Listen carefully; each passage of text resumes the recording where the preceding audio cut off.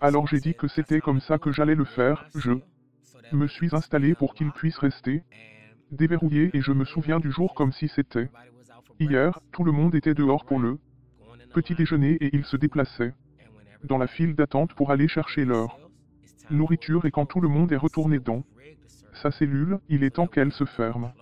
Mais ma cellule a été configurée d'une certaine manière pour qu'elle se ferme mais ne se verrouille pas. Et puis, quand tout d'un coup, elle a fait son dernier tour, j'allais laisser de côté. Et je me suis pendu, j'avais tout préparé, j'étais assis sur ma couchette et j'ai commencé à imaginer que je le voyais dans ma tête, il y avait quelque chose à l'intérieur, je n'étais pas convaincu, je n'avais même rien en tête, je me sentais juste à l'intérieur comme s'il doit y avoir une autre façon, je ne sais même pas d'où cela vient à l'époque, mais je promets qu'au moment où j'ai dit, j'ai entendu la voix de Dieu dans ma cellule et m'a dit, et c'est moi là. Vie avant Jésus, je dirais probablement. Ça dans peut-être deux mots que je dirais, pas Jésus. Je dis ça parce que j'ai grandi dans le quartier de Washington DC, on est appelé Paradise, c'est un nom drôle pour nommer un quartier de projet, appelé Paradise. En grandissant, dans ce quartier, vous avez beaucoup de drogue contre la criminalité.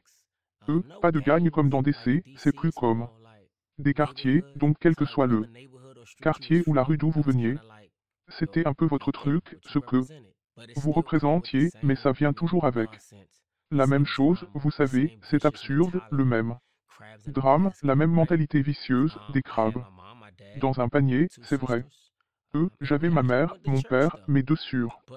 Et nous sommes en fait allés à l'église. Mais c'est drôle la raison pour laquelle je dis que je ne dis pas Jésus parce que nous sommes allés à l'église. Mais je ne savais rien de Jésus comme rien. Ma mère jouait beaucoup à Kirk Franklin. Et c'était bizarre parce que je me souviens d'une fois où il avait cette belle chanson. Et j'ai beaucoup aimé que quand je préparais de la drogue et des trucs à vendre dans les coins, j'étais comme si je voulais entendre cette chanson donc j'étais comme emballé de la drogue à Kirk Franklin. Alors c'était vraiment déroutant de savoir que, d'accord, mes parents sont à l'église, nous allons à l'église très jeunes mais je ne sais pas quoi faire de cette vie, je ne considérais même pas cela comme un style de vie, c'était comme si tu y allais à l'église les églises de votre quartier, c'est là que les gens vont quand ils veulent se sentir mieux et se préparer pour la semaine c'est ce que je pensais que l'église était je n'avais pas de désir pour Dieu un désir d'église je n'avais pas de désir pour Dieu désir de quelque chose de spirituel tout ce que je savais c'est que quand je sors il y a des centaines de personnes dans mon quartier parce que je viens d'un projet la différence entre les projets et les différentes rues c'est que vous avez même des portes qui vous entourent et qui vous enferment où il y a différentes les bâtiments qui composent un seul quartier, donc. Ce n'est pas comme des rues avec des voitures qui passent, c'est comme si tous les habitants d'ici sortaient, donc il peut y avoir 200 personnes dehors en même temps, donc je savais que, quand je sors, c'est ce que je vois de l'argent, je vois mes belles voitures, je vois des vêtements de luxe, je vois aussi des gens comme ça, entre guillemets, s'aimer et être une famille. Parce que chez moi, la structure familiale n'était pas aussi forte que maintenant, je sais que ça aurait pu être. Juste alors quand j'y vais dehors, il vous voit dehors, ce n'est rien de tel que d'être dans la maison en train de se préparer, comme peut-être se brosser les dents, puis on frappe à la porte et ce sont vos amis comme vous qui sortent, ils vous ont déjà battu dehors comme si ça faisait du bien que quelqu'un veuille passer du temps avec toi, c'est vrai, c'est ce qui m'attirait. Parce que dans ma maison, nous avions des difficultés. Quand j'avais des difficultés, mon père était le seul à travailler, ma mère avait des complications. Donc elle ne pouvait pas travailler beaucoup. Elle avait des complications auditives, donc elle pouvait je n'obtiens pas certains emplois, mes sœurs et moi. Nous avons à peu près le même âge. Nous sommes jeunes, donc bien sûr, nous ne travaillons pas mon père avait du mal, c'était beaucoup. En fait, je regarde en arrière maintenant et je l'honore pour le travail acharné qu'il a accompli. Il a dû y participer. Mais à l'époque, en tant qu'enfant, vous le regardiez comme si vous n'aviez rien, vous regardiez Vos parents comme s'ils ne faisaient rien pour vous, vous voyez d'autres enfants et nous vivons tous dans la même communauté, n'est-ce pas? Mais pourquoi l'ont-ils fait et je ne l'ai pas? Chez moi, personne ne se souciait vraiment d'elle. Un de l'autre ni ne montrait qu'il avait bien fait, il s'agissait toujours de mon père. Essayant de survivre, ma mère essayant de se contenter de sa situation, m'assure. Essayant pour réussir ici en tant que femme. Et moi maintenant, je suis dans la rue et c'est comme ça que je vis ma vie en grandissant. J'ai commencé, vous savez, à faire des trucs de rue vers 12 ans. J'ai commencé à vendre de la drogue à 12 ans. Je me souviens d'une époque où j'y allais chez quelqu'un et il m'a littéralement vendu de la drogue à 12 ans et n'y pensez plus et à partir de ce jour, j'étais un trafiquant de drogue et les gens achetaient littéralement de la drogue à des adultes, à des mamans, c'était certains de mes parents amis qui achetaient de la drogue de ma part, certains d'entre eux savaient que certains d'entre eux ne le savaient pas, alors, quand ce qui s'est passé, je n'ai pas ressenti de pouvoir, mais je me sentais comme un homme, je peux prendre cela et construire dessus et avoir quelque chose qui m'est propre parce que lorsque vous grandissez dans un environnement plutôt rocheux et fragile, vous voulez quelque chose pour vous-même, vous voulez quelque chose que vous pouvez appeler le vôtre, vous voulez quelque chose que personne ne peut vous prendre, que vous pouvez fabriquer vous-même et survivre, alors j'ai pensé qu'être un trafiquant de drogue, c'était tout.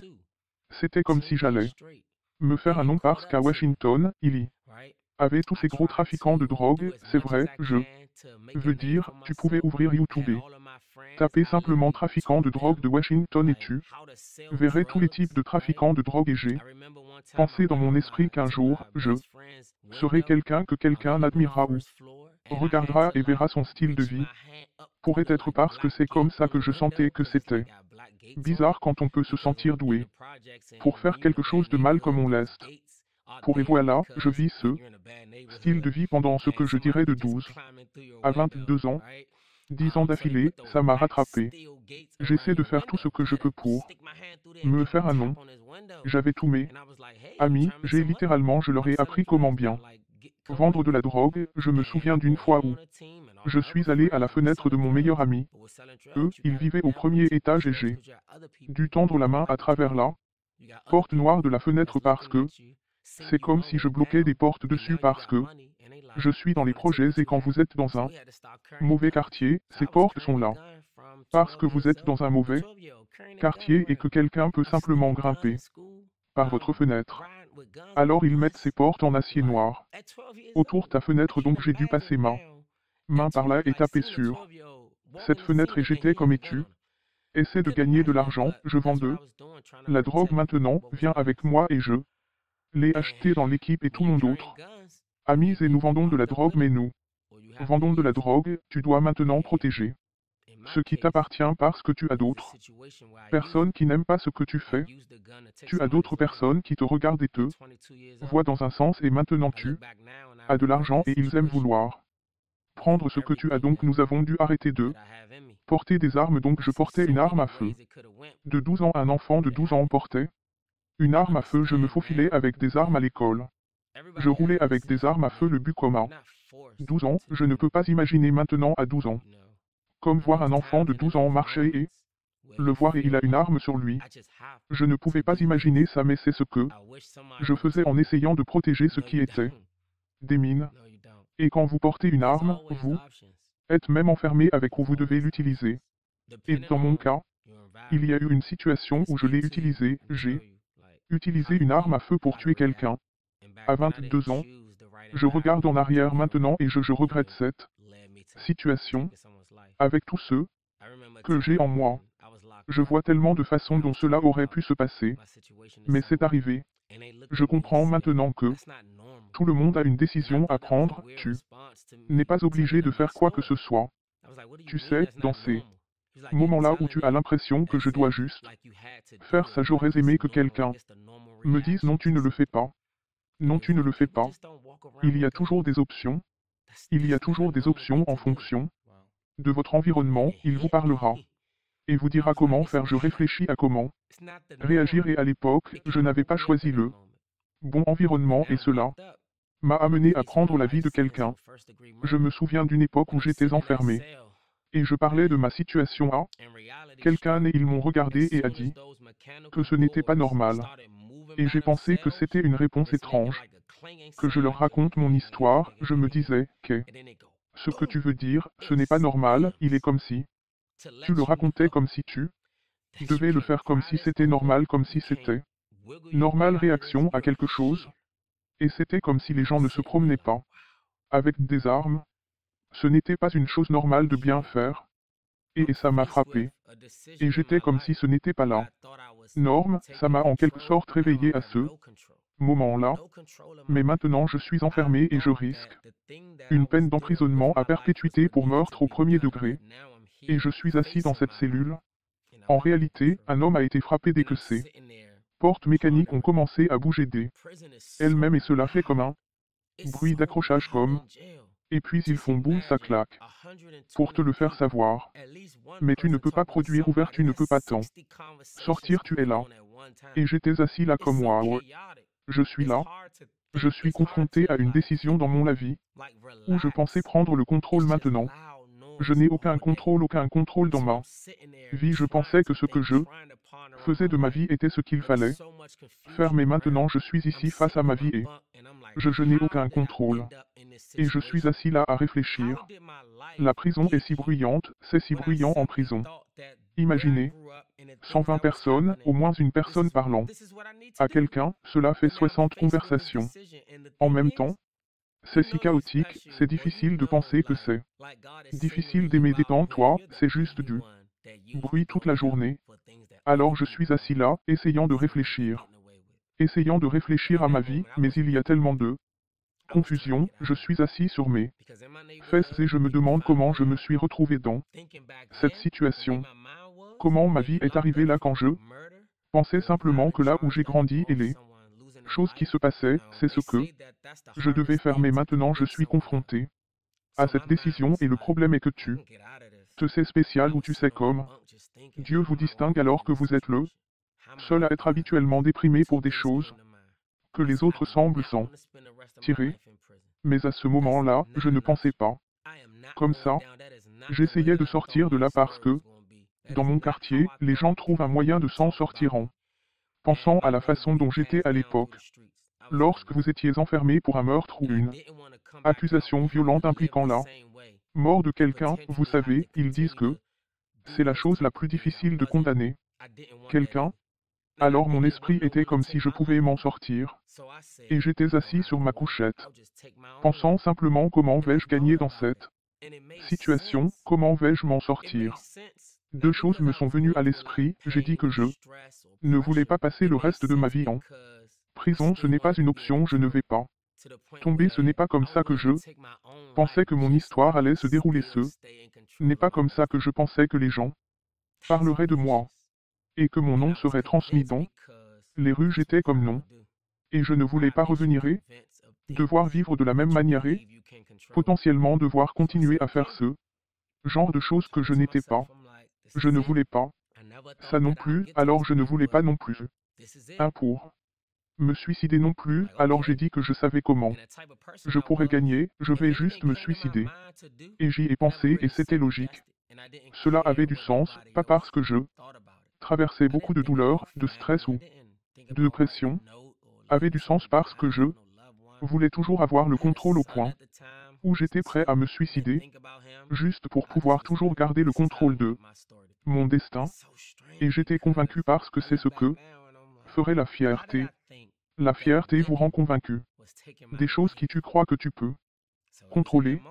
Alors j'ai dit d'accord, je me dis que c'est ça, je n'ai jamais pensé que j'en arriverais à ce point, mais ça y est, je me dis d'accord, et le genre de personne que j'étais si quelque chose arrivait ce que j'avais en tête, je n'ai jamais vraiment deviné et je me fichais de ce que personne d'autre n'en pensait, je n'ai pas pensé à la famille, je n'ai pas pensé à écrire un mot ou à laisser quelque chose derrière moi à un être cher.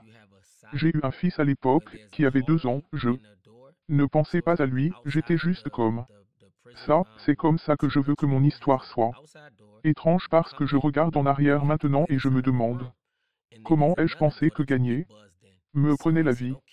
Alors c'était à ce moment-là, j'ai dit que j'allais juste Le planifier, je l'ai planifié.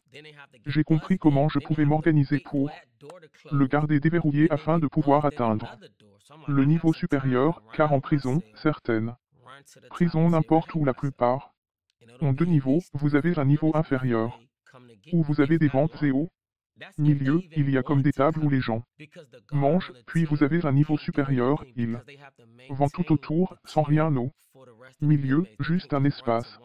Généralement lorsque vous arrivez avec un cadeau que vous avez un port solide où il y a un couloir et une porte, donc c'est comme elle. Extérieur de la prison, le niveau sur lequel vous vous trouvez à une porte extérieure dans laquelle vous entrez, puis vous devez attendre à l'intérieur d'une pièce, et puis il y a une autre porte que vous obtenez. J'ai sonné alors j'ai dit d'accord, cela prendra au moins une minute ou deux aux gardes pour courir jusqu'à ce niveau, puis ils doivent se faire appeler, puis ils doivent attendre que cette porte se ferme, puis se faire exploser par une autre porte. Alors j'essaie comme si j'avais un peu de temps pour m'épuiser, courir jusqu'au niveau supérieur, je me pends. Et il faudra au moins 3 ou 4 minutes avant qu'ils ne viennent me chercher, sinon plus, c'est s'ils veulent même venir parce que le garde sur le tir ne peut rien faire, parce qu'ils doivent maintenir le niveau. Pour le reste des détenus, ils ne peuvent pas simplement courir vers une situation, ils doivent appeler à l'aide, donc ils devront littéralement me regarder accroché au haut-parleur appelant à l'aide et je ne voulais peut-être même pas venir. Alors j'ai dit que c'est comme ça que j'allais le faire, je m'installe pour qu'il puisse rester déverrouillé et je me souviens de la journée comme si c'était hier. Tout le monde était dehors pour le petit déjeuner et il se déplaçait en faisant la queue. Va chercher sa nourriture et quand tout le monde est retourné dans sa cellule, il est temps qu'elle se ferme mais ma cellule était truquée d'une certaine manière donc de cette façon elle se fermera mais ne se verrouillera pas et puis quand tout d'un coup elle a fait sa dernière, j'allais laisser de côté et me pendre. J'avais tout préparé, j'étais assis sur ma couchette et j'ai commencé à le contempler en le voyant dans ma tête, parce qu'en regardant en arrière, j'ai réalisé tout ce que tu vois comme ce que tu te vois faire. Il est plus que probable que vous le fassiez si vous voyez le faire si vous le pouvez, si vous le traversez. Vous le ferez et vous verrez le faire. Cela va arriver. Alors j'imaginais ce que ça allait donner, ce que ça allait être comme et j'étais prêt, je me suis assis sur ma couchette, quelques larmes ont arrêté de couler de mes yeux, mon copain de voile s'est endormi. J'ai dit ça y est. Mais immédiatement quelque chose était en moi, j'ai commencé à penser comme aux gens. J'ai commencé à penser à propos de mon fils, j'ai commencé à penser à la vie. Et à ce moment-là, j'ai dit que ça devait être une autre façon, c'était littéralement la première fois que je décidais de changer d'avis ou quelque chose que je voulais faire, mais j'avais l'impression qu'il y avait quelque chose à l'intérieur, je n'étais pas convaincu. Je n'avais même rien en tête, je sentais juste à l'intérieur qu'il devait y avoir une autre façon, je ne sais même pas d'où ça venait à ce moment-là, mec, mais je promets qu'au moment où j'ai dit que j'avais entendu la voix de Dieu dans ma cellule m'a dit, et c'est moi, et ce n'était pas effrayant, ni comme dans les films, ni comme si je devais lever les yeux et essayer de comprendre d'où vient cette voix, non. C'est moi qui ai dit, ok, c'est sur le point de le faire. Il m'arrive de m'asseoir en disant, attends, ça doit être une autre façon d'entendre la voix de Dieu dire et c'est moi, je savais que c'était Dieu, c'est comme à l'intérieur de moi, je savais juste que c'était une connaissance, comme si je n'avais pas dit qui était ce, n'est-ce pas? C'était comme si je savais que c'était comme si cette voix était si familière, comme si je la connaissais, et elle m'a apporté tellement de liberté et de joie. À ce moment-là, j'y pense, je peux la voir comme je peux voir le jour et je peux voir moi-même, je suis juste en train de passer littéralement des pleurs. C'est sur le point de me prendre la vie, à entendre la voix de Dieu et à me sentir immédiatement aimé.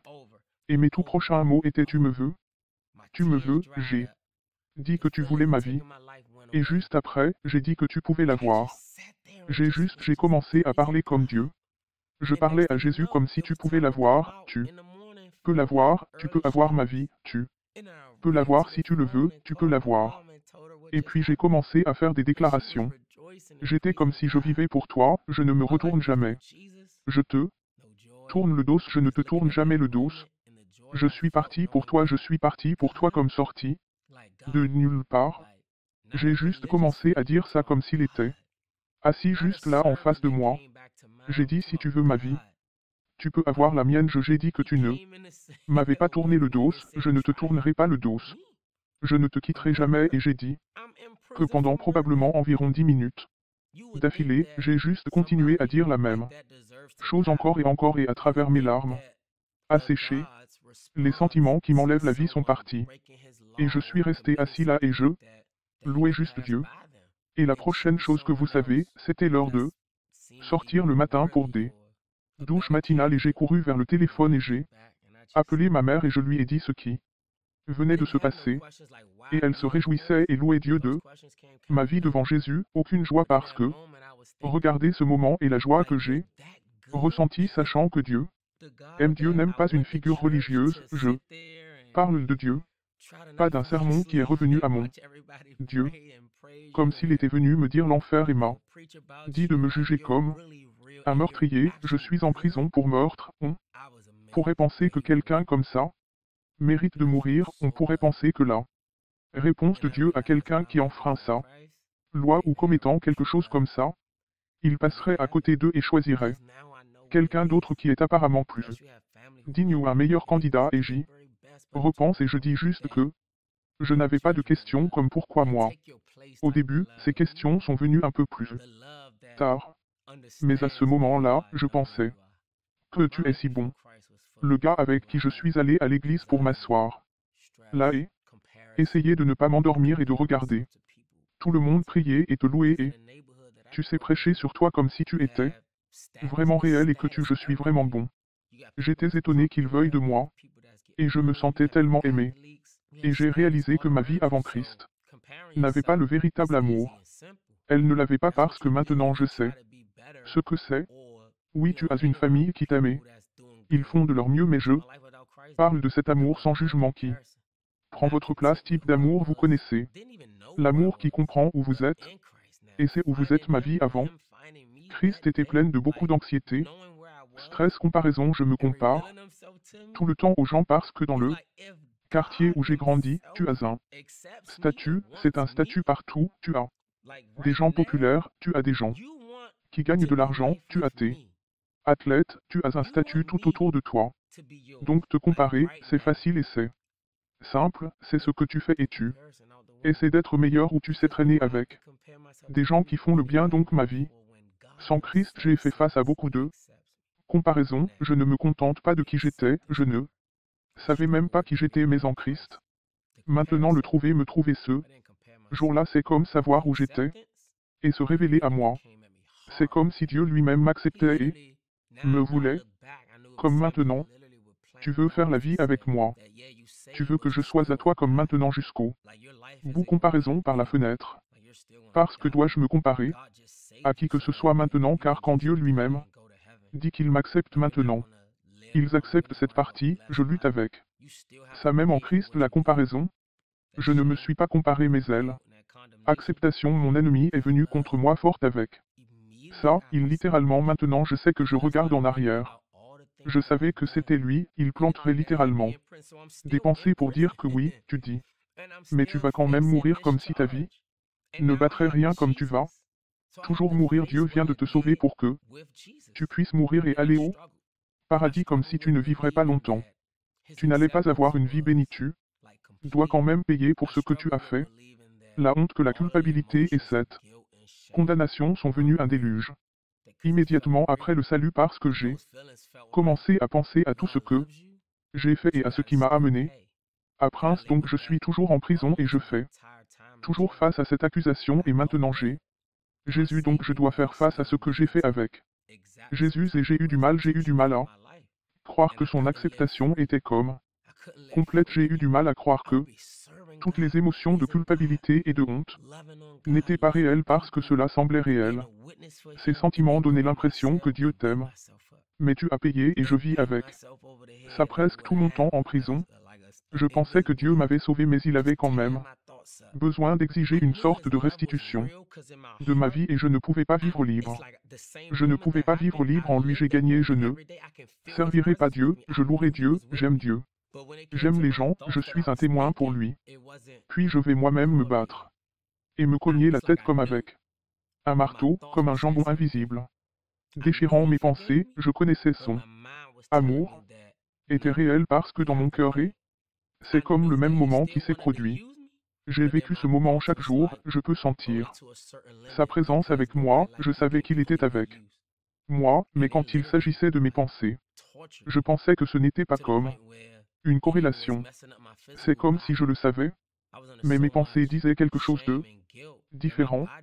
Je savais qu'il m'avait pardonné, mais mon esprit me disait que non, tu devais payer. Je savais qu'il voulait toujours m'utiliser, mais mes pensées allaient seulement jusqu'à une certaine limite parce que personne comme toi ne peut être pleinement utilisé, et cela m'a littéralement torturé au point que cela gâchait même mon corps physique.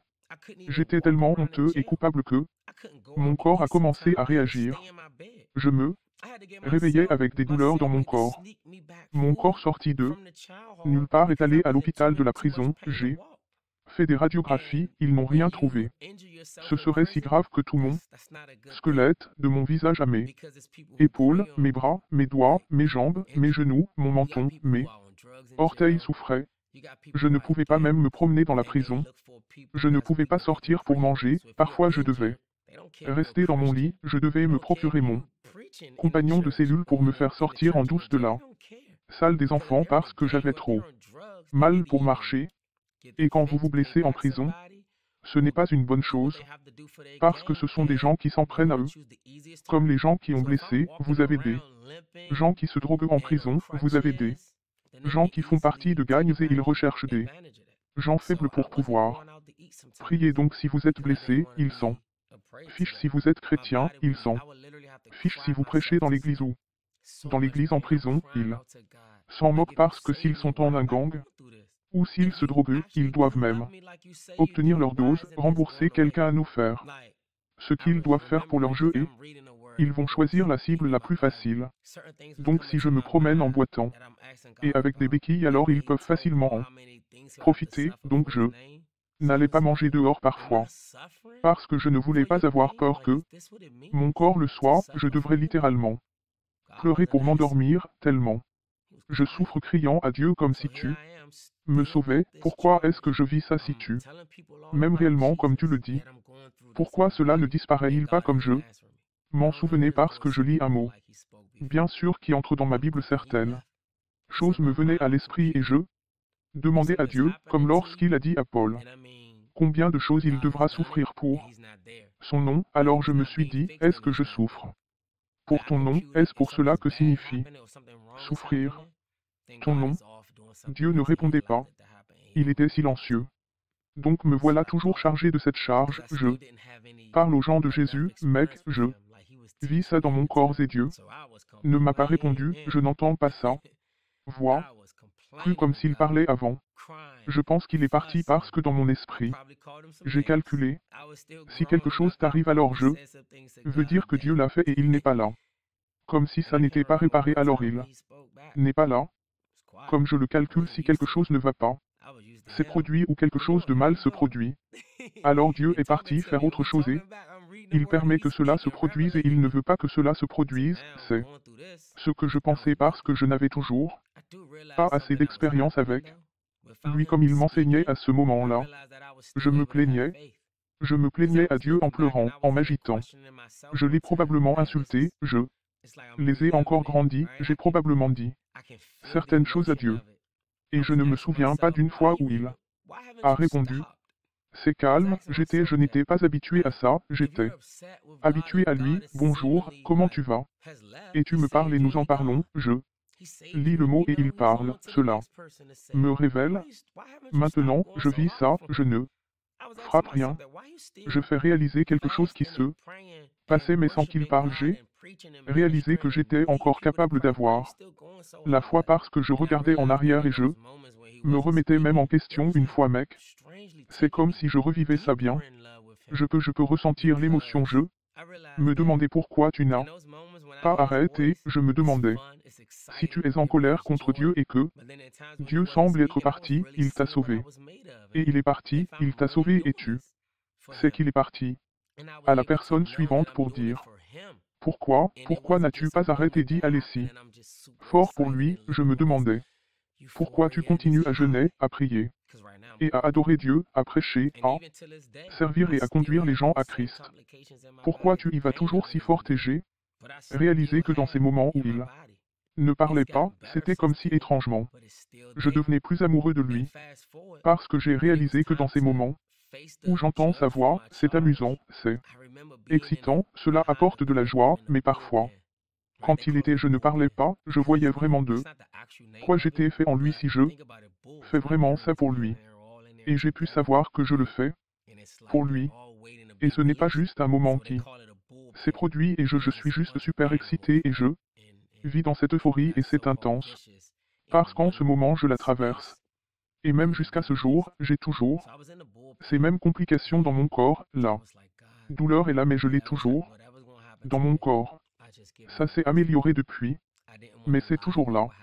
Et avance rapide quand il était temps de faire face au juge pour mon accusation. Je me souviens avoir été derrière la salle d'audience dans un enclos des releveurs, c'est vrai qu'il l'appelle un enclos des releveurs. Parce que c'est comme si ce n'était pas le vrai nom de celui-ci mais réfléchissez grec, les taureaux ont l'air d'être dans cette enclose et ils sont tous là-dedans ensemble, c'est vrai, et c'est comme s'ils attendaient tout d'être relâchés, alors il l'appelle un enclos parce que c'est un groupe d'animaux, n'est-ce pas, et des gens qui le font appeler vicieux dans un espace. Nous allons être libérés donc j'étais dans elle. Enclos des releveurs et j'étais comme Dieu quoi. Qu'il arrive aujourd'hui, je te donne juste le droit de le faire, je ne voulais pas mentir sur ce qui s'est passé, j'étais là. Le moment de ma marche où je n'allais pas mentir, je n'allais pas inventer une histoire et dire que tu sais tout un tas de choses, j'ai dit à Dieu que quoi que j'ai à dire, je le dirai simplement où la vérité et quelle que soit ta décision, Dieu. Je suis d'accord avec ça. Et j'ai été condamné à 20 ans. Pour sortir de la salle d'audience, je dis mon petit déversement avec le juge parce qu'il vous demande, vous savez, avez-vous quelque chose à dire après il vous condamne, j'ai dit mon déversement. Je retourne à la prison, il y avait un pasteur qui était incarcéré, je sais. Bien, le pasteur était incarcéré et quand il m'a vu revenir, il a su que j'étais allé au tribunal. Quand il m'a vu revenir, il m'a demandé, il me demandait combien de temps aviez-vous eu, combien de temps parce que tout le monde à cette époque me connaissait pour servir le Seigneur, il me connaissait pour louer Dieu, il me connaissait pour être un témoin de Jésus, même dans toute la prison, donc ce pasteur, sur lequel il était une toute autre larme et il me connaissait alors il a dit ce qui s'était passé et je lui ai dit que j'ai dit que j'avais pris 20 ans, j'ai accepté un accord de plaidoyer, c'est ce que j'ai l'impression que Dieu m'avait dit de faire, et il était comme toi bien sûr et je suis. Ouais, j'ai dit parce que je parlais à mon avocat au téléphone, et il m'a demandé si je voulais accepter cet accord de plaidoyer ou aller au procès au début, je lui ai dit que je voulais aller au procès parce que j'ai dit que je prêchais et enseignais l'évangile aux gens pendant tous ces mois maintenant, il est temps pour moi de montrer la foi pour montrer que je crois en Dieu et pour moi, cela allait faire l'objet d'un procès, mais pour une raison étrange, mon avocat ne ressentait pas cette décision, a-t-il dit. Mec, tu ne peux pas aller au procès, tu ne peux pas aller au procès. Et je me demande ce qui se passe, pourquoi dis-tu qu'il était comme s'il te plaît, tu ne peux tout simplement pas, tu as besoin d'accepter cet accord de plaidoyer. Tu ne peux pas aller au procès maintenant, c'était bizarre. Parce que les avocats ne s'impliquent pas. Comme ça, ils ne donnent pas leur opinion. Leur opinion personnelle, donc avec ça, ils se met en danger pour donner une opinion personnelle, mais c'était, je suppose, que c'était quelque chose en lui qui essayait de me convaincre que je ne sais pas si Dieu l'utilisait ou pas à l'époque. Il n'était pas chrétien mais ce qu'il m'a dit, il était comme un homme, tu as été un tel témoin de ma vie qu'il a dit que je ne paie même personne, non. Attention quand ils me disent qu'ils ont donné leur vie à Dieu, ils vivent pour Dieu, ils lisent leur Bible, ils disent que je ne paie personne, a-t-il dit parce que vous pouvez imaginer Combien de personnes je sers qui disent qu'ils étaient comme mais c'est quelque chose de différent. Chez toi et dans mon cœur en ce moment je me sens amené à te dire ça donc j'étais comme si je ne savais pas alors j'ai ma mère au téléphone et j'ai dit à maman ce que tu penses, elle a dit quoi que tu ressens comme Dieu te dit, mon fils, que je suis à tes côtés et elle a dit à l'avocat que l'avocat était allé si loin pour lui dire d'appeler son père et je me dis, attends, quelque chose se passe sur son téléphone. Cet avocat risque tout pour me convaincre et moi et j'ai senti comme si ça n'avait rien à voir avec l'argent ça n'avait rien à voir avec quoi que ce soit j'avais juste elle. Impression que quelque chose se passait je dois faire attention à ce qu'il dit mais j'ai juste dit que je suis désolé mais je vais le faire. Homme d'essai, je fais confiance à Dieu, peu importe ce que Dieu veut faire, il le fera de cette façon. J'ai raccroché, je l'ai lancé. Moi-même, je me suis allongé par terre et j'ai commencé à pleurer dès que j'ai fermé les yeux.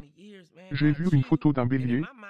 Quand j'ai fermé les yeux et j'ai su exactement ce que cela signifiait en lisant un mot.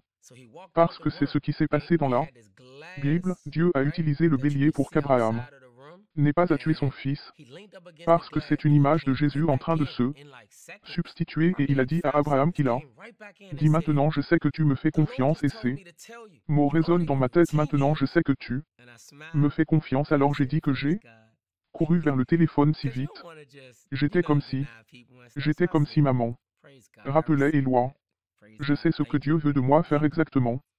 Et elle dit est-ce que tu vas bien, tu vas bien. Je dis oui, je vais bien, je vais bien.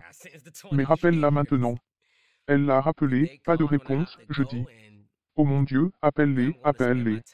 Lui encore pas de réponse, je suis comme oh mon Dieu, appelle maman, s'il te plaît, rappelle, réessaie, réessaie. Rappelle, il a répondu il était quand même. D'un camp, j'étais comme oui oui oui, il est comme un homme, je marche au bureau en ce moment, je suis comme écoute, je sais exactement ce que je veux faire, j'ai entendu Dieu, j'ai dit que je n'allais pas être jugé, je prends un accord de plaidoyer jusqu'à 20 ans, il dit, tu es sûr que j'étais. Oui, je suis sûr, j'ai entendu Dieu, alors il. C'était comme ok, louez Dieu alors boum, il était si heureux alors j'ai dit au pasteur que cela m'a demandé pourquoi j'avais accepté elle. Accord de plaidoyer et je l'étais et c'est pour ça qu'il était comme au mec. Il était comme personne, pas toi, tu que je ne fais pas. 20 ans mec, pas toi et dans mon esprit, je suis comme si je n'étais personne de spécial mec tu sais. Je suis comme tout ce que Dieu a eu, c'est ce qu'il a. Alors il est sorti de la pièce et il avait ce verre, c'est vrai que je peux voir à l'extérieur de la pièce et il s'est appuyé contre la vitre et il est revenu. En quelques secondes, probablement en 5 secondes, il est revenu et a dit que le Seigneur m'a juste dit de te dire que tu ne ferais que 10 ans et j'ai souri et j'ai dit louer Dieu parce que tu ne veux pas. Juste tu saignais les gens et tout ça.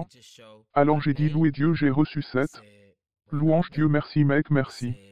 Alors, j'y suis retourné et, comme je l'ai dit c'est les 20 ans que le jour vient où je dois aller et où je vais passer mon temps et il y a une dame qui marche avec moi, elle a mes papiers à la main et elle me regarde et elle regarde les papiers et elle me regarde et elle regarde les papiers avec sa visage étrange, elle a secoué la tête et a sucé ses dents, elle a fait claquer ses dents, elle a dit que vous tous, les enfants, ne respectez pas la vie. Et je n'ai rien dit, j'ai juste continué à marcher, j'ai pensé que c'était un peu impoli de sa part de laisser échapper mais je veux dire, je connais mon accusation, je sais de quoi j'étais tu. C'est coupable alors je l'ai juste pris. Et ensuite elle a dit pourquoi tu n'as pas beaucoup de temps si tu as pris la vie de quelqu'un. Ce que tu as dit à quelqu'un, as-tu dénoncé. Comme si elle était vraiment impolie et je l'ai regardée. Et j'ai dit qu'est-ce que tu veux dire, beaucoup de temps, j'ai dit que 20 ans, c'est beaucoup de temps. Elle a dit que tu n'avais pas 20 ans, elle a dit que tu ne savais pas combien de temps tu avais, je suis comme ouais, 20 ans et elle a dit que je ne pouvais pas te montrer mais je ne dis pas ça. Ici et j'ai dit que tu vas devoir me montrer si quelque chose d'autre, dis si tu dis autre chose sur ce papier alors elle a pris le papier parce qu'il y a tout le monde qui à leur nom, à leur charge et tout. Ça dessus, elle a pris le papier. Mon nom était comme peut-être comme si loin. Du mouton, elle l'a plié de cette façon. Puis elle a pris la moitié inférieure et l'a plié de cette façon pour qu'il je pouvais juste montrer mon nom. Il disait mon accusation de meurtre au premier degré, puis dans le dernier.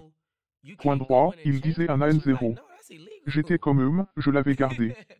Pour moi, centre de traitement, je vais là. Où je vais réellement faire mon temps et je vois que mon gestionnaire de cas était chrétien aussi. C'était, finalement, une bénédiction de parler à quelqu'un. Dans le système qui est croyant, nous étions donc en communion avec Dieu et elle est devant l'ordinateur, elle dit OK. Je dois t'envoyer quelque part parce que tu as une accusation comme une accusation de violence et un meurtre. Elle a dit je veux t'envoyer dans une sécurité maximale comme un super max. Elle a dit mais tu n'as pas beaucoup du temps. Donc elle regardait autour de l'ordinateur et je la regardais autour de l'ordinateur. Je me dis ce que tu es, qu'est-ce que tu vois? Et elle a dit eh bien, tu as une accusation de meurtre. Mais tu n'as que 10 ans.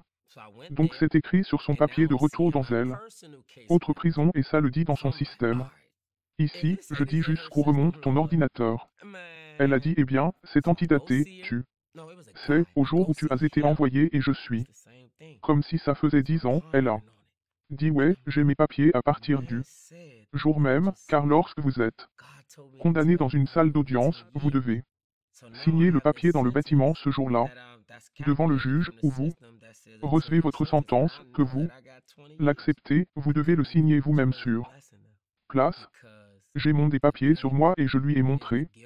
Et elle a dit eh bien, je ne peux rien faire. J'ai dit donc tu ne peux pas entrer et ne rien changer. Elle dit non, c'est illégal. J'essaie littéralement de lui faire aimer faire quelque chose parce que dans mon esprit, je me dis que si c'est une erreur, je ne veux pas vivre dans ce faux espoir, donc je préfère faire face à la réalité plutôt que de vivre dans ce faux espoir. Alors je suis comme faire quelque chose. Elle disait, peut-être que ton imprimé est un faute de frappe, elle a dit parce que dans un système, ce qui est ici est ce qui a été tapé dans le système. Ce jour-là, mais je me dis, mais il a imprimé. Ceci donc cela a été tapé et nous avons juste commencé à louer Dieu, nous l'avons laissé tranquille, nous avons juste commencé à louer Dieu maintenant. Elle m'a envoyé dans une prison. Je suis allé dans une prison à sécurité maximale moyenne au lieu d'une prison à sécurité maximale moyenne. Une sécurité maximale moyenne est composée de personnes qui ont des accusations violentes mais pas beaucoup de temps, alors j'y suis allé et maintenant, je vois mon gestionnaire de cas personnel, donc, je tout va bien si cet état est dans son système senior mec alors je vais la voir non. C'était un gars je vais le voir et c'est là. Même chose donc j'y réfléchis je suis. Comme l'homme a dit le pasteur a dit Dieu, m'a dit de te dire que je ne ferai que 10 ans, alors maintenant j'ai cette phrase qui, est calculée à partir du système. Qui dit de dire ta phrase quand je sais que j'ai 20 ans, je ne peux même pas profiter de la bénédiction, mais parce que encore une fois, voici la culpabilité, la honte, la condamnation, ça remue Dieu, me bénit à nouveau, et je pense à ce que j'ai fait. Il montre qu'il est toujours bon et tout ce à quoi je peux penser c'est que je ne le mérite pas, et ça va me rattraper. Je ne pense pas que Dieu est fidèle à sa parole. Je ne pense pas qu'il montre l'amour qu'il a promis de me montrer. Je ne pense pas que toutes les choses que Dieu fait dans ma vie m'ont récompensé. Je ne pense à rien de tout ça, je pense à ça ne peut pas durer parce que quelqu'un comme moi ne mérite pas ça. Tu ne mérites pas d'être béni de cette manière, tu dois quand même payer pour ce que tu as fait. Je vivais dans la peur que cela me rattrape à chaque fois qu'il appelait mon nom pour un courrier similaire. Je pensais qu'il me ramenait au tribunal pour dire que nous devions changer quelque chose, nous avons fait une erreur, alors quand j'ai été envoyé dans 20 ans, mon avocat m'a dit qu'il allait me ramener dans environ 6 ans, 7 ans pour rejuger mon cas et voir si je pouvais me libérer de mes péchés. Je vis avec cette peur si mon avocat m'appelait, il se rendrait compte que la peine n'est pas 20 ans, c'est seulement 10 ans et ils peuvent se sentir d'une certaine manière et dire « Oh non, nous ne lui accordons pas de temps libre sur sa peine et puis la chose dont je Crains qu'elle ne soit venue sur moi n'est pas ce que dit le travail. Un jour, je suis en études bibliques, on m'appelle en ce moment, je dagger Legal Mail. Je vais sur Legal Mail, bien sûr, c'est une lettre de mon avocat. Je savais déjà ce que c'était, je l'ai ouvert, il a dit qu'il disait félicitations pour votre réexamen a été approuvé. Tu reviendras devant le juge pour reconsidérer ta peine, c'était dans 3 jours. J'étais comme, et maintenant je vis de nouveau dans cette peur. Cette anxiété, cette honte, cette culpabilité, cette condamnation, je ne peux même pas accepter ce que Dieu a librement pour moi, je pense que Dieu les a amenés à l'attraper, je ne vois pas Dieu tel qu'il est. Je vais au tribunal, mon avocat, je suis dans elle. Enclos des releveurs, mon avocat vient et dit combien de temps voudriez-vous demander au juge en retour car j'ai dit je ne sais pas à quoi. Tu penses il dit bien quelle est ta date de sortie en ce moment? Je ne veux pas leur dire, je veux dire j'aurais pu lui dire j'ai dit Seigneur je ne veux pas mentir alors je suis une star, j'ai calé, j'ai dit. Peu dans tes papiers, as-tu mes papiers dans ton dossier, j'étais en train de caler, je te promets que c'est littéralement ce que je disais et il a dit tu sais ce que ça n'a pas d'importance, ça n'a pas d'importance et j'étais comme si je n'avais pas besoin de mentir, merci Seigneur. Il a entrouvert les lèvres et a dit que j'avais l'impression que nous devrions te demander pendant 10 ans ce que tu ressens à ce sujet et quand il a dit que la lumière s'est éteinte à nouveau, j'ai dit que ça devait être Dieu. J'ai déjà dit que parce qu'il avait déjà 10 ans, ils avaient pratiquement disparu du système et j'ai déjà des documents qui disent que ma date de libération est sur une peine de 10 ans, donc s'il devait entrer dans la salle d'audience et retirer 10 ans sur les 20 à quoi ils m'ont condamné quand il sera imprimé, ce sera le même imprimé que j'ai déjà, il n'y aura rien qui changera pour moi, je faisais déjà les 10 ans depuis, alors j'ai dit, faisons-le, j'ai immédiatement été heureux que nous ayons appris d'assaut cette salle d'audience avec tellement de confiance en Dieu, et j'ai ressenti à nouveau tout cet amour, j'ai ressenti le fait qu'il s'en souciait à nouveau, ce n'était pas qu'il ne le faisait pas, j'ai juste dû comprendre à ce moment-là que Dieu n'est pas contre moi. Il est pour moi, les choses que je pense. Mon passé, ce que je suis, c'est difficile pour moi de m'en remettre, ce n'est pas Dieu qui me rappelle ces choses et Dieu ne retient pas les choses ou ne se taise pas avec moi parce qu'il me fait payer pour quelque chose que j'ai fait, je dois juste grandir en Dieu d'une certaine manière et Dieu sait que cela va vous forcer à grandir. Alors à ce moment-là, j'étais heureux d'y être allé, je suis toujours devant ce juge et il a dit que je me souviens de toi et c'était choquant, j'ai dit comment. Il a dit parce que quand j'ai demandé aux gens ce qu'ils avaient à dire quand je les ai condamnés, certaines personnes m'ont maudit, il a dit que certaines personnes ne disent pas qu'elles disent que certaines personnes s'évanouissent parce qu'elles ont beaucoup de temps, dit-il et vous j'ai eu beaucoup de temps pendant 20 ans, dit-il, mais ce que tu m'as dit est resté avec moi maintenant, je ne me souviens même pas de ce que j'ai dit, il a dit mais ça lui est resté, il a dit qu'il ne l'avait jamais oublié, alors il m'en parlait. Pourquoi tu es ici aujourd'hui? Je lui ai dit pourquoi nous étions ici, mon avocat est entré et a parlé, il a demandé à mon avocat combien de temps pensions-nous reconsidérer, mon avocat a dit 10 ans.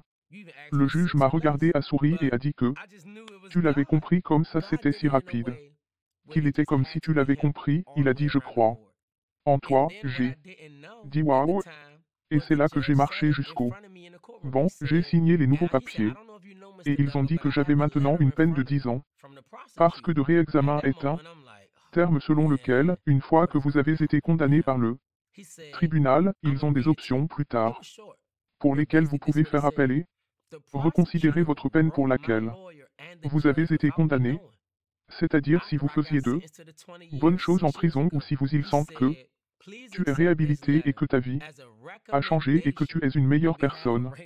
Le juge te permet de venir lui présenter pourquoi il devrait reconsidérer le temps qu'il t'a donné et ils peuvent te donner un nouveau temps juste et puissant à propos de ça, c'est comme une règle empirique, ce n'est pas une règle, mais c'est comme une règle empirique. C'est une règle tacite lors d'un réexamen, vous ne demandez pas plus de temps que ce dont vous disposez déjà. Généralement, combien de temps vous avez-il vous apporte, je suis revenu juste avant la moitié du chemin. Donc j'avais 20 ans et 10 ans, ce serait la moitié, alors j'y suis allé et j'avais 6 ans à ce moment-là, donc vous ne demandez rien de plus de 6 ans parce qu'il se demande pourquoi voudriez-vous plus de temps. Libre votre peine que vous ne l'avez fait pour vos péchés, donc demander 10 ans serait comme si vous essayiez d'annuler votre peine et il semble au juge que vous ne voulez pas purger la peine pour votre crime comme vous venez de le faire. Je suis parti alors demander 10 ans, puis je n'en ai eu que 6, ce serait impoli envers X, tu en as même demandé 6 ou moins, mais je savais juste que c'était Dieu. Dieu l'a fait d'une manière où il fallait que ce soit lui jusqu'au bout. Autour du tableau et puis ce que je ne savais pas à elle époque, c'est que le juge l'avait dit devant moi dans la salle d'audience, il a dit et il a dit. Je ne sais pas si vous connaissez Monsieur le Dagger, mais j'ai une lettre devant moi du procureur à ce moment-là, je me dis.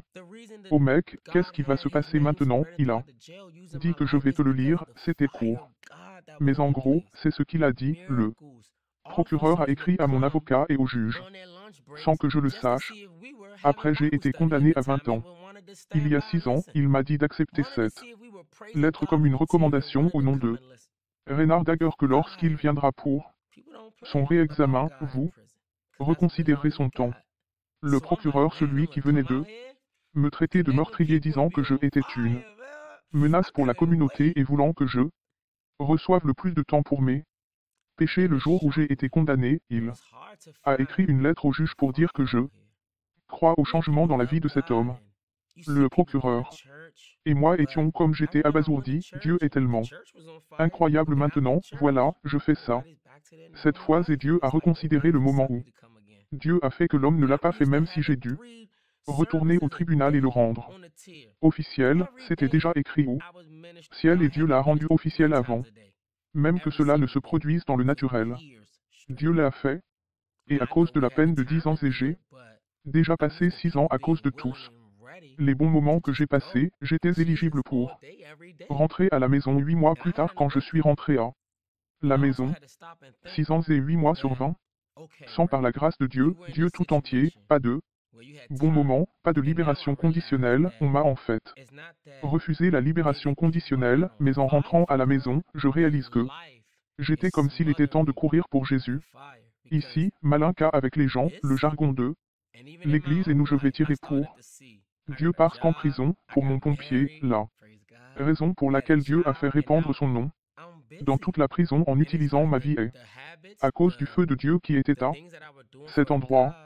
Les officiers des miracles venaient pendant leur pause déjeuner juste pour voir si nous étions en train d'étudier la Bible à ce moment-là et nous voulions rester là et écouter, nous voulions voir si nous louions Dieu avec une larme et voulions venir écouter le feu. Les gens ne jouent pas à Dieu en prison, parce que c'est vraiment tout ce que je suis. Comme mec, je vais venir ici, me connecter avec les gens et être en feu mec, je ne pouvais pas attendre. Mais ensuite ça m'a choqué, c'était difficile de trouver le feu ici. Je veux dire, les gens aiment Dieu et tu vois les gens j'allais à l'église mais je me souviens que je suis allé à l'église et l'église était en feu mais après l'église tout le monde a repris sa vie normale et c'est comme s'il attendait que Sony revienne. Et j'ai l'habitude d'avoir 3 services par jour à niveau chaque jour, j'étais géré. Dieu m'a fait exercer le ministère 3 fois par jour. Chaque jour pendant des années consécutives. Je veux dire, je sais que nous avons eu le temps de le faire. Mais je suis habitué à ce que les gens soient disposés et prêts à aller chercher Jésus toute la journée. Tous les jours. Et j'ai eu un éveil.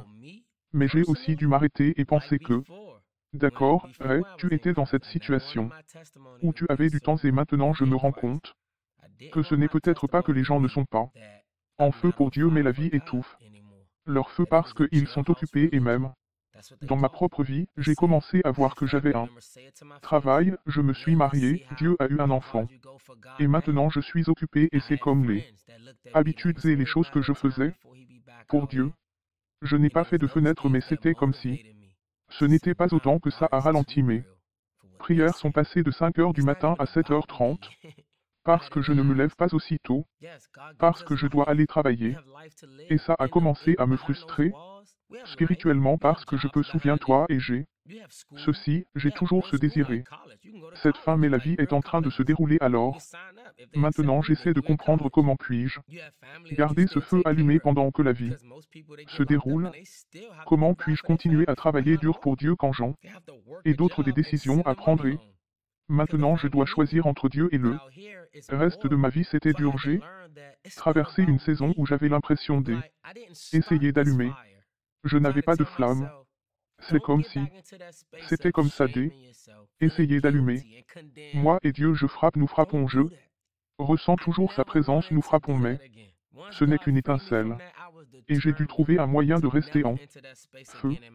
Je sais une chose que je n'ai jamais voulu que mon témoignage soit, et je sais que certaines personnes peuvent tailler ceci et louer Dieu, mais pour moi, personnellement, comme avant, quand avant d'être en Christ, je n'ai jamais voulu que mon témoignage soit d'une certaine manière, et en Christ, je ne voulais pas que mon témoignage soit que je ne suis plus en feu pour Dieu. C'était une religion de prison, c'est comme ça qu'ils l'appellent. Ils disent que des membres de ma famille me le disent en face. Ouais, voyons à quel point tu y vas pour Dieu maintenant. J'ai des amis qui me regardaient comme si ce n'était qu'une question de temps avant qu'ils ne reviennent ici. Et ce sont ces choses qui m'ont motivé à dire non, Dieu est trop réel pour ce qu'ils disent. Ce n'est même pas à propos de moi. J'ai dû réaliser que, oui, Dieu nous donne la vie, nous avons la vie dans laquelle vivre. Derrière ces murs, nous avons la vie. Tu as un travail derrière, tu as une école, tu as une vraie école comme une université. Tu peux aller à l'université comme de vraies universités. Tu peux t'inscrire s'ils t'acceptent. Alors tu es à l'université, tu as une famille dont tu prends toujours soin, parce que la plupart des gens sont enfermés, et ils doivent encore subvenir aux besoins de leur famille. Derrière le mur, ils doivent travailler et envoyer de l'argent à la maison, parce que la famille en avait besoin, mais ici, c'est plus, donc j'ai dû apprendre que ce n'est pas à propos de moi, comme si je n'avais pas commencé ce feu à essayer de me dire ne retourne pas dans cet espace de honte en te sentant coupable et condamné. Ne fais pas ça. Je n'ai plus jamais voulu faire ça. Une fois que Dieu m'a libéré de ça, j'étais déterminé à ne plus jamais entrer dans cet espace dans mon attention. Je vais croire Dieu pour qui il dit qu'il est dans ma vie, et ça n'a littéralement rien à voir avec moi. Il m'a choisi, il a allumé le feu, c'est comme si j'étais le match. Fait était le maître du tableau. Et il a allumé la flamme, parce que s'il ne présente pas la flamme, c'est toi qui vas continuer à frapper. C'est la flamme. Et maintenant je suis en feu pour Dieu. Donc j'ai dû réaliser que mon feu n'était pas basé sur les choses que je faisais et combien de temps je passais. C'était parce qu'il était la flamme qui me rejoignait à cette époque. Alors je dis, oh, ma vie est le ministère, ma vie est Dieu. D'accord, alors quand je conduis, quand je suis dans un train, si je suis dans un but, quand je suis au travail, assis devant l'ordinateur dans une épicerie, j'implique juste Dieu. Je n'ai pas l'impression de voler du temps à Dieu parce que je fais autre chose, je l'implique simplement. Tu es dedans, et quand il est dedans, si la flamme peut le frapper, tu sais, j'ai dit merci Seigneur, je l'ai compris, alors j'ai arrêté de penser que je devais jouer. J'ai arrêté de penser que je devais montrer à Dieu que je peux faire tous ces efforts correctement et lui plaire. Je suis revenu au début assis sur mon ventre. Il doit y avoir une autre façon. Je n'ai pas dit qu'il devait y avoir Jésus là-bas. Je n'ai pas dit Dieu si tu es là-bas. J'ai simplement dit qu'il devait y avoir une autre façon.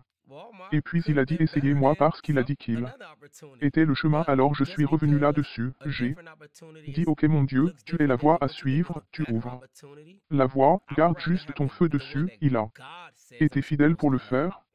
J'ai eu des moments difficiles bien sûr. Il y a eu des moments où des emplois m'ont refusé. Je veux dire, je jeûne pour des emplois que je pensais si idéaux pour ma famille. Je suis rapide et je prie pour qu'ils regardent mon truc et disent désolé, nous n'embauchons pas de criminels. Moi je suis comme Dieu, je suis gros, j'ai jeûné, j'ai prié, t'ai vu, j'ai refusé de bien manger.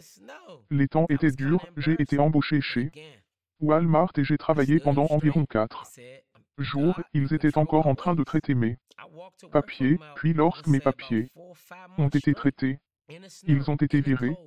Moi parce que je suis revenu que j'étais offensé mais ils m'ont déjà embauché. J'aurais pu regarder Dieu et c'était comme on y va encore Dieu tu me déranges. Encore tu veux que je paie encore pour quelque chose? Dieu qu'est-ce que j'ai fait maintenant?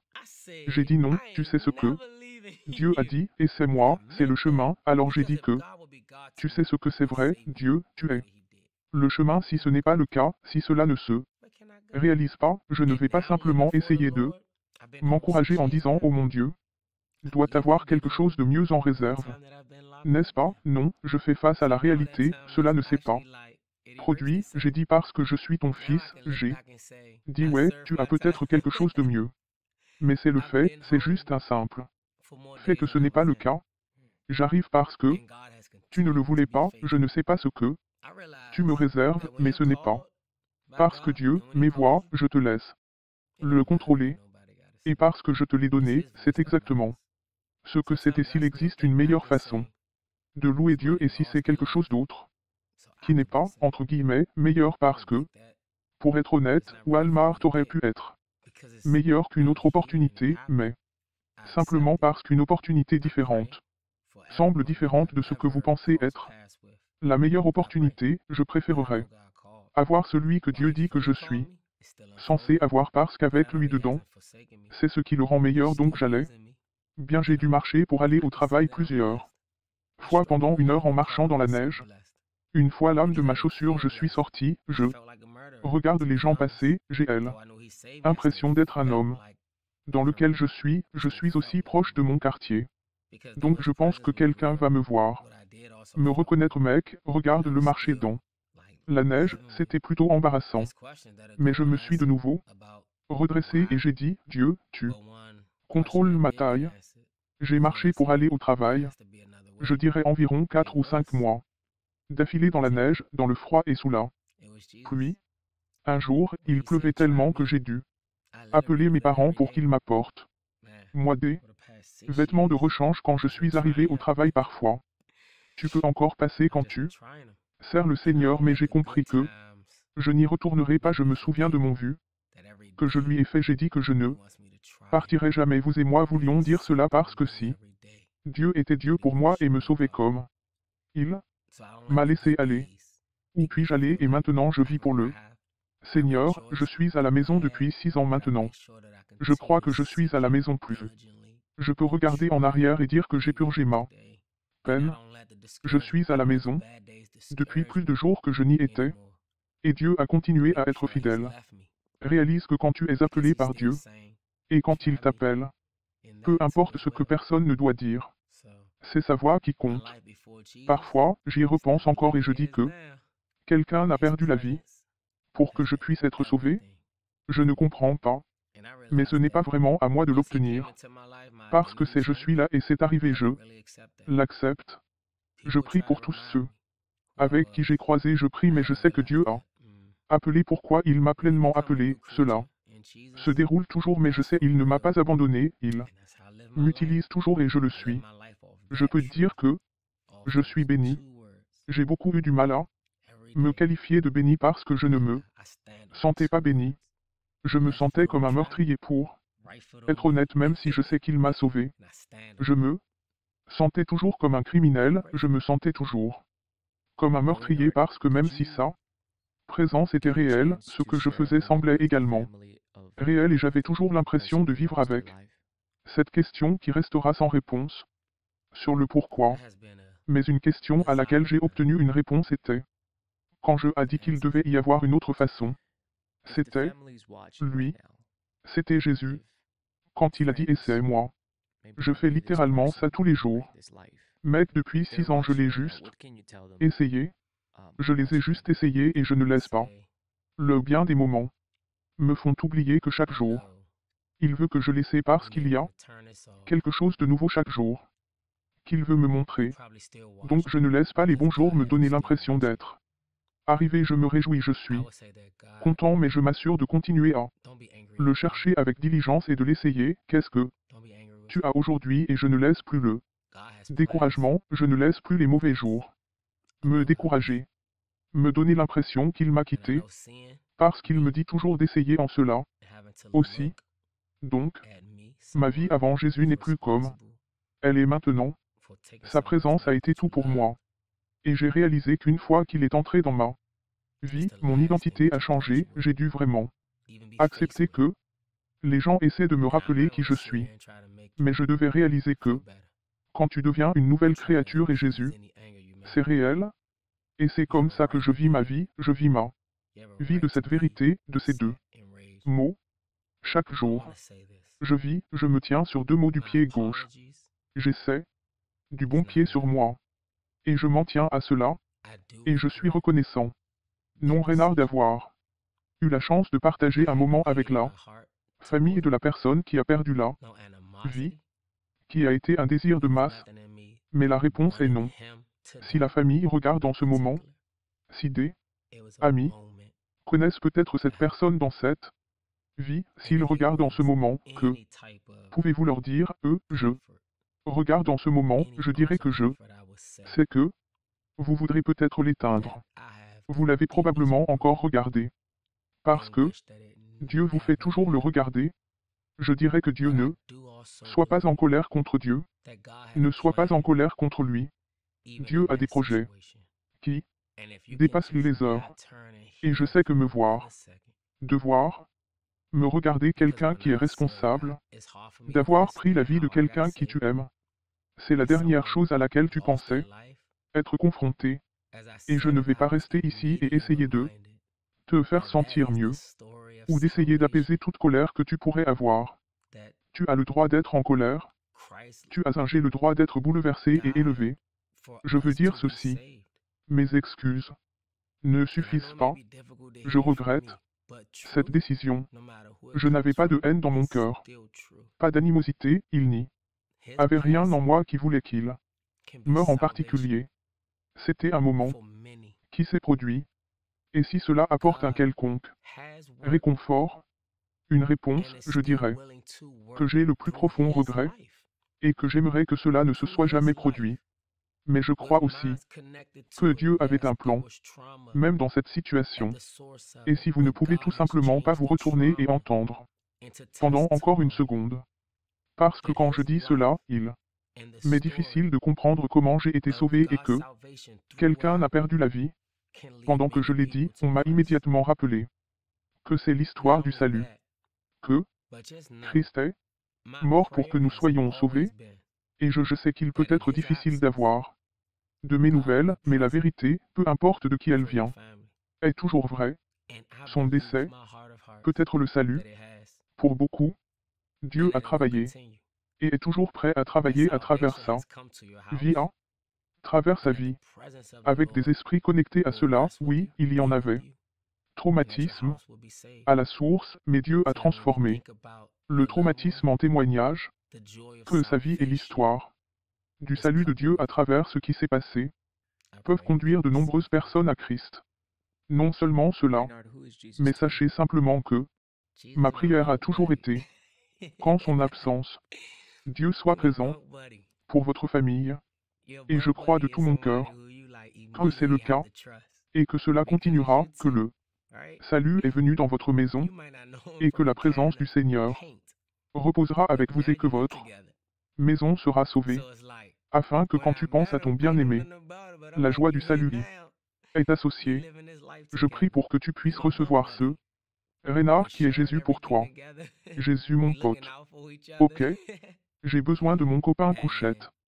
Ton copain bateau est quelqu'un à qui tu aimes immédiatement faire confiance parce que c'est toi aussi, d'accord.